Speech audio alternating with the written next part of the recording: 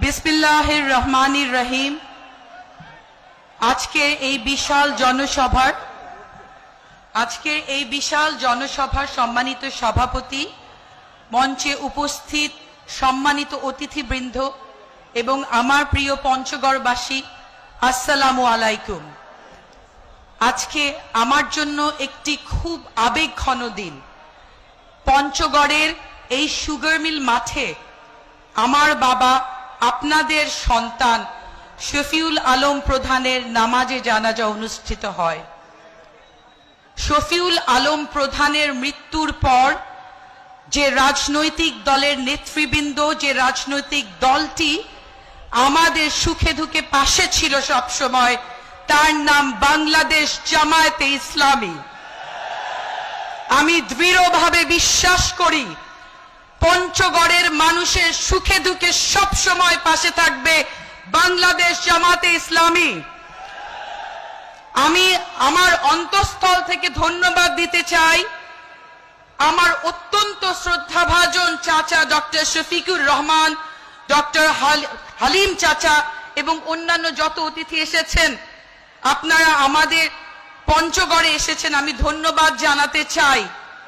এবং আরো ধন্যবাদ জানাতে চাই আপনারা দেশের এক প্রান্ত থেকে অন্য প্রান্তে ছুটে যাচ্ছেন গণতন্ত্র পুনরুদ্ধারের আন্দোলনে।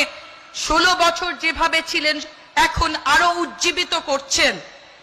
এবং আজকে আমি দেখলাম যে এত সুশৃঙ্খল একটি জনসভা পঞ্চগড়ের মাটিতে। আমার পিতা মরহুম শফিউল আলম প্রধান সব সময় বাংলাদেশ ছাত্র শিবিরের কথা বলতো যে এত সুশৃঙ্খল একটি দল। আমি মনে করি প্রতিটি রাজনৈতিক দলের এই সুশৃঙ্খল এই জামায়াতে ইসলামীর দর্শন ধারণ করা উচিত।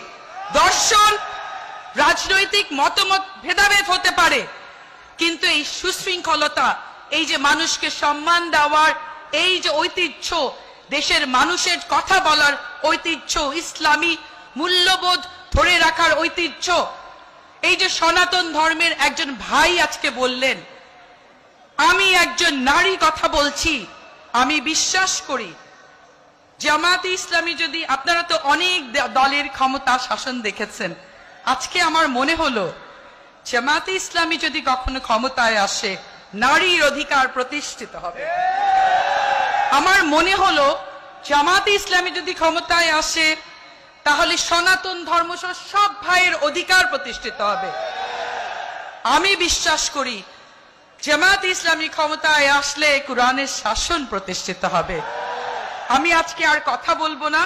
আমি ডক্টর শফিকুর রহমান চাচা, হালিম চাচা এবং শ্রদ্ধেয় অন্যান্য চাচাদের কথা শুনবো।